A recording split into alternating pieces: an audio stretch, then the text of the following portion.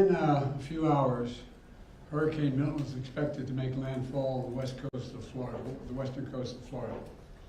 Already we're seeing impacts from the storm, including significant winds and heavy rain. And there's also been frequent and widespread tornado warnings throughout the day. And they're continuing and expected to expand as Milton moves over land, including a few that have already touched down in South Florida. Currently, Milton is a Category 3 with wind speeds up to 120 miles per hour. But no one should be confused. It's still expected to be one of the most and worst destructive hurricanes to hit Florida in over a century. You know, both the heads of the National Hurricane Center and the National Weather Service made it very clear in conversations I've had with them earlier today. Milton still carries incredible destructiveness, can wipe out communities, can cause loss of life. Storm surge is still expected to be up to 13 feet.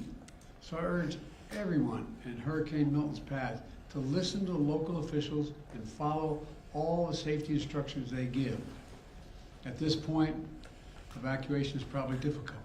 So I encourage people to look for safer shelter. Sometimes moving just a few miles can mean the difference between life and death. We've already approved emergency declarations for Florida. We have thousands of federal personnel on the ground. We've staged and are ready to go. We have 20 million meals, 40 million liters of water. At my direction, the Secretary of Defense, Austin, has pre-positioned search and rescue teams, helicopters, and high water speed vehicles as close to the storm as possible, so they're ready to conduct life-saving missions. And the administrator of FEMA will be on site tonight in Florida, and in the state's emergency operations center. Both Administrator Criswell and I will be in constant contact with state and local officials in the hours ahead. Once the storm hits, we're going to work with state officials to clear debris, restore power, and do it as fast as possible. The Army Corps of Engineers will pump out water and decrease flooding.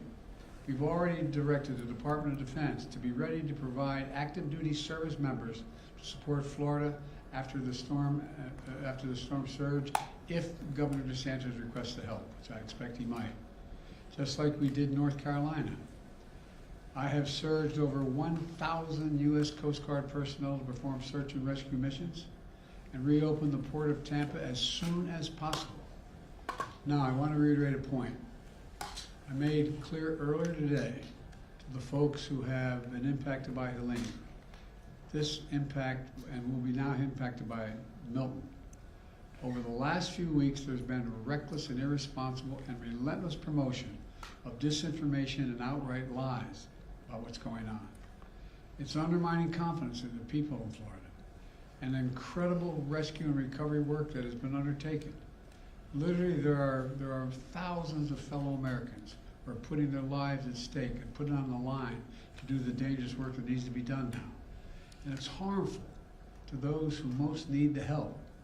Quite frankly, these lies are un-American, and there is simply no place for them. Not now, not ever. Former President Trump has led this onslaught of lies. Assertions have been made that property is being confiscated. It's simply not true. They're saying people impacted by these storms will receive $750 in cash and no more. That is simply not true either. They're saying that money needed for these crises are being diverted to migrants. What the heck are they talking about? Stop it. It's outrageous. It's just not true. Now the claims are getting even more bizarre. Marjorie Taylor Greene, the Congresswoman from Georgia, is now saying the federal government is literally controlling the weather. We're controlling the weather. It's beyond ridiculous. It's so stupid. It's got to stop. Let me close with this. As difficult as these days and weeks have been, we've seen incredible courage by so many of our fellow Americans. I want to thank all the first responders for running toward danger instead of away from it, for saving lives and making a difference.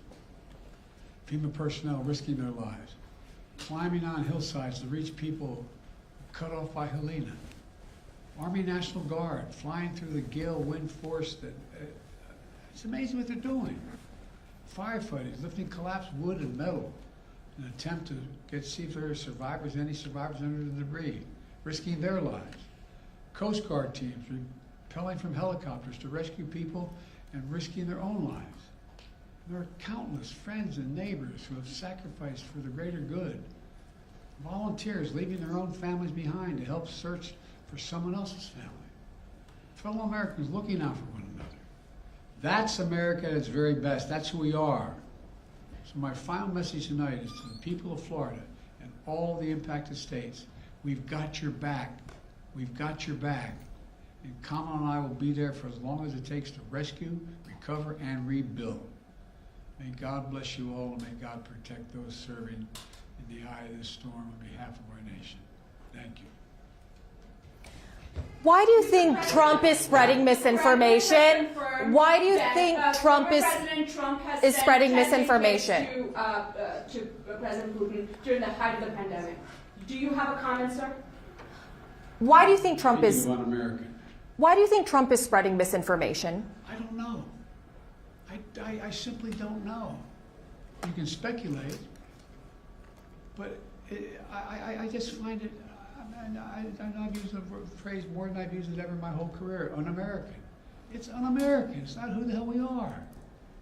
What are they talking about? Sir, have you considered calling him and asking him to stop doing that? To stop spreading it?